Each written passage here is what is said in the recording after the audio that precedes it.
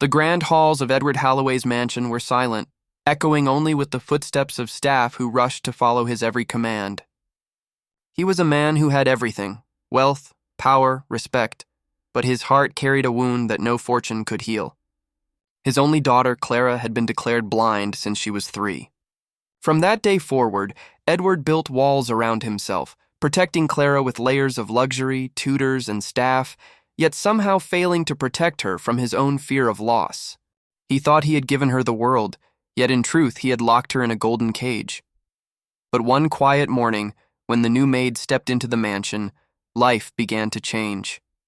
Maria was not like the others who came before her. She was soft-spoken, humble, and carried with her the kind of warmth only someone who had known hardship could possess. While the other staff saw Clara as fragile, Maria saw a young girl who longed for freedom. And it was Maria, through small details no one else had ever noticed, who began to question the truth about Clara's blindness. If you believe in kindness and second chances, please like, comment, share, and subscribe to Hidden Hearts. At first, Maria kept her observations to herself. She noticed Clara turning her head at the sound of birds by the window, reaching instinctively for objects she shouldn't have been able to see. Once, she even caught Clara tracing her fingers across the edges of a painting, as if she knew exactly where the colors began and ended. Maria's heart pounded.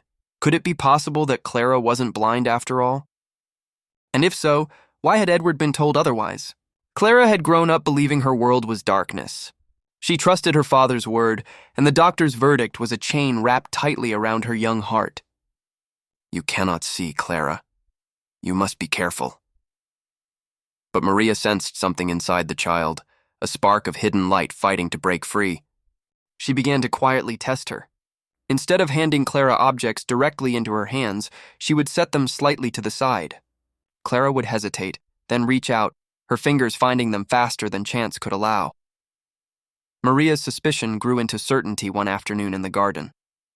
The breeze carried petals through the air, and Clara lifted her face, eyes wide, following their descent. Maria froze, tears welling in her eyes. The girl wasn't blind. She could see, at least partially.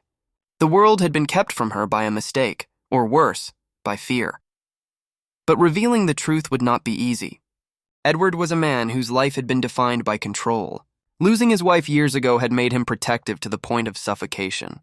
If Maria told him his daughter could see, would he believe her? Or would he send her away, as he had so many others who dared to question his decisions? Maria prayed for strength, for she knew she carried a truth too powerful to hide. The turning point came one evening when Edward hosted a lavish dinner with business partners. Clara sat quietly, her eyes downcast as always. But when a glass teetered on the edge of the table, Maria saw it happen. Clara's hand shot out, catching it before it fell. The entire room gasped. Edward dismissed it as luck, but Maria could no longer remain silent. Later that night, in the hushed glow of Clara's room, she told Edward what she had seen again and again.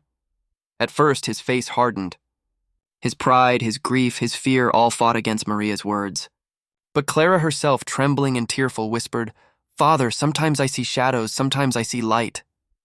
"I didn't want to disappoint you, so I stayed quiet." Those words broke Edward's heart more deeply than anything else. All these years, his daughter had hidden her secret not to hurt him, but to protect him. The mansion, once heavy with sorrow, filled with hope. Edward brought in new specialists, and for the first time in years, Clara's life opened to possibility. With treatment and training, she began to see more clearly. And with every step, Edward realized how much time he had lost not believing in miracles. Maria became more than a maid. She became Clara's guide, her friend, her protector. And Edward, humbled by the truth, finally understood that wealth meant nothing if it blinded him to the simple gifts of love, trust, and hope. If this story touched your heart, please like, comment, share, and subscribe to Hidden Hearts. Your support helps us bring more real, emotional, and inspiring stories to life. Special request: comment below with the word HOPE if you believe miracles can happen when kindness and truth meet.